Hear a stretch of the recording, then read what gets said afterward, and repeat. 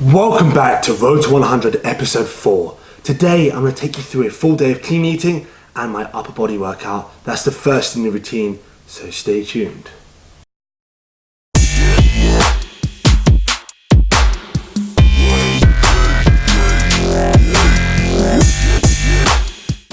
Okay, so the time is 9:50 and I've been fasting 12 hours and that's unintentional. So because of intermittent fasting, on the days I don't fast, like today, I end up eating breakfast maybe a few hours later than a normal average person, or a few hours after I get up, that is. So I've got a peanut butter protein iced mocha.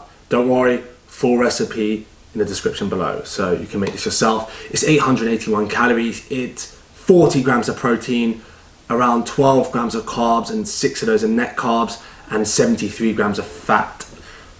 That's great if you're doing keto. I'm actually doing targeted keto at the moment, if you haven't followed any of my other videos. And targeted keto is where throughout the day I'm having no carbs. In the evening meal I'll have one high carb meal, but that isn't traditionally how a lot of people do it. A lot of people do it straight after workout, but I usually do work out in the evening, so that does work out well. But today I'm working out in around 2.5 hours. So at around 12:30 I'll be working out.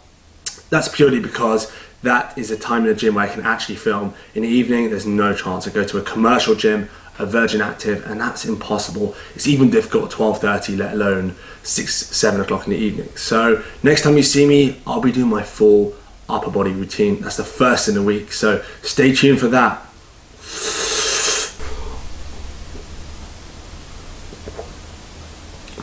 That's a very, very good smoothie. You need to try this.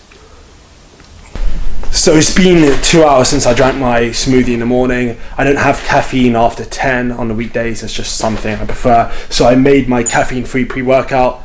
Look at the video above. You can see how to make that. And I've got my new Nikes.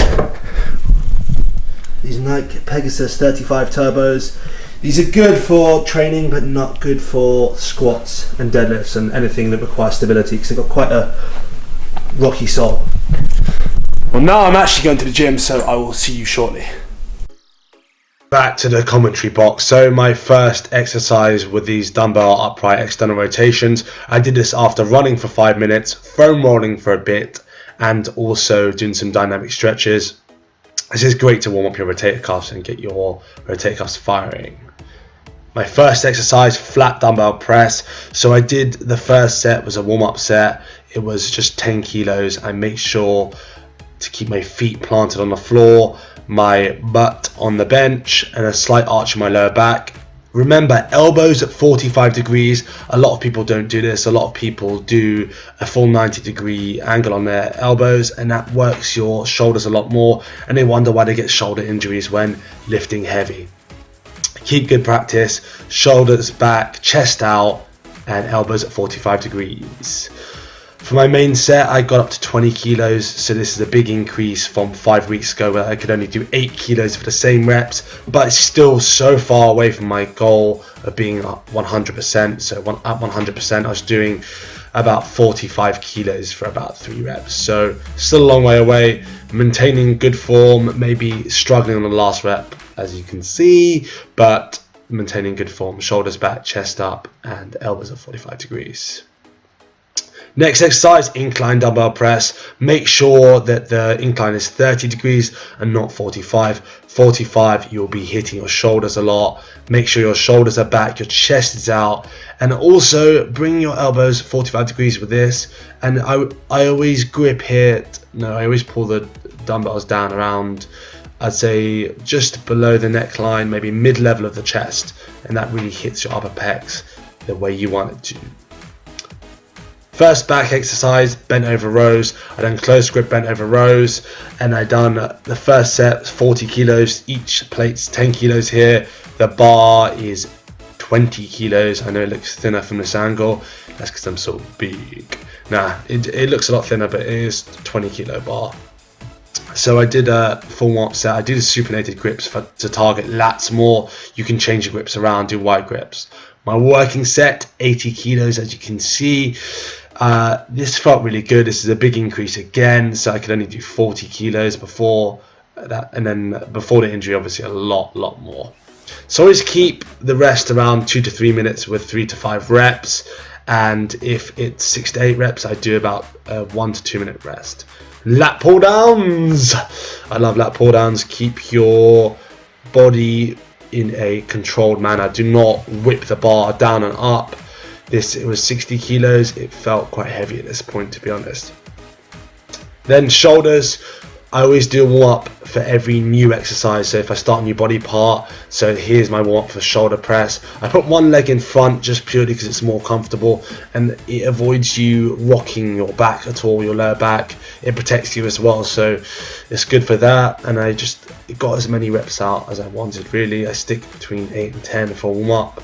I don't want to tire the muscles out, but that felt good. I'd done 14s for 6. So after this, I actually went on to 16s, and I've done 16s for 3, 4, 4. So I was pretty impressed with that for myself. I could only do 8 kilos 5 weeks ago again. So things are progressing, things are increasing. I am getting stronger. I'm not 100% yet, but I will be soon.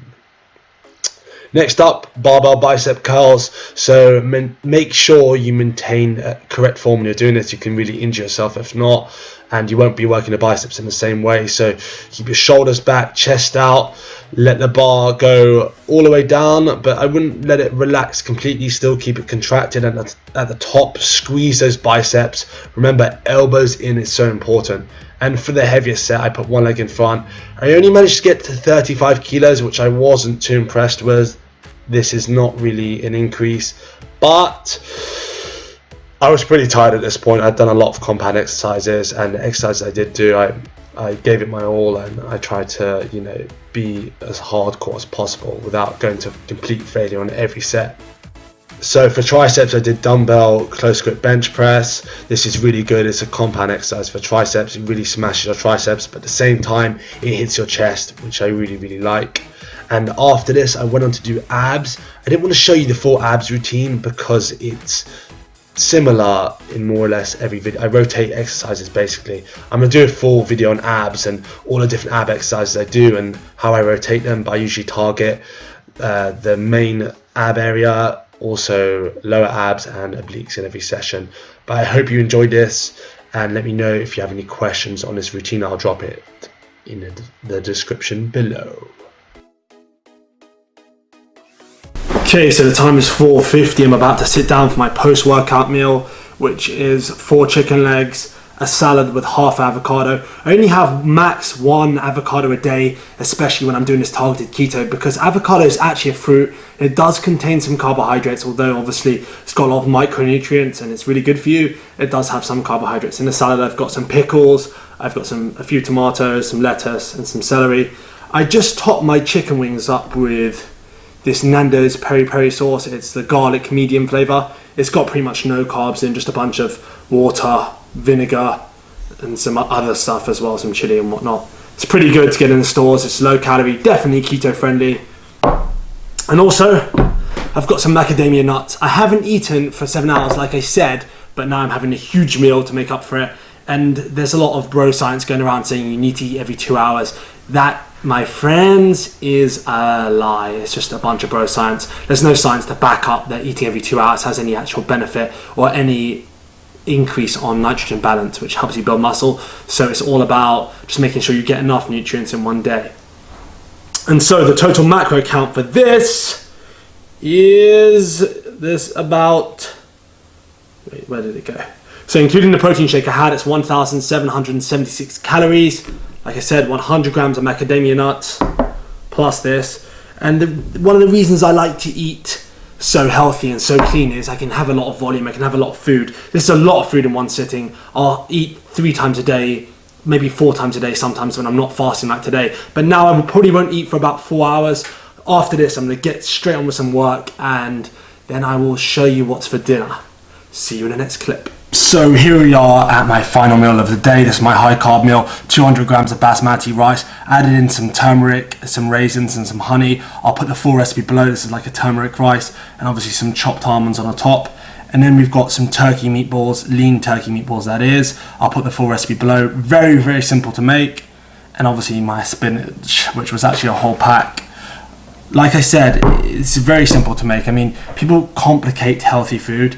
This took me 25 minutes. I mean, there's no excuse. Everyone has 25 minutes. I'm going to have an apple. Unfortunately, this is a Royal Gala, not a Pink Lady. I got mistaken. Trickery. And I've got this Rebel Kitchen milk. Chocolate milk is really, really good if you want like a healthier alternative. It's not completely healthy. But this is, you know, the reason I'm using white rice as well instead of brown rice, being I prefer the taste. And you can make it equally as healthy. So it's, by nature, it's high GI, and you can make it low GI by adding some oil and having a protein meal. So I'm having a protein with it. It'll slow down the release of the carbs, and obviously the fats from the oils I've used and the fiber as well all slows down the release of the carbs. So the only difference between brown rice and white rice being brown rice is a bit higher in minerals and vitamins, but I prefer the taste of white. So this comes out at a total of, have a guess. I said macros instead of calories last time, but this is 1,304 calories, and that means I hit my daily allowance of 4,090. So my macro split, in case you're wondering, 4,090 calories, 205 protein, but I'd say 180 to 205 protein. It varies. And with carbohydrates, I go for around 250 to 260. Fats around 250 to 260 as well. So very similar fats to carbs, and that's because I'm doing TKD. And that's that's the end of my full day of eating and my workout. I hope you enjoyed this video. If you did, give it a thumbs up. I really, really appreciate the support, and I appreciate everyone that's watching, commenting and liking, and obviously subscribing. So I will see you in the next video.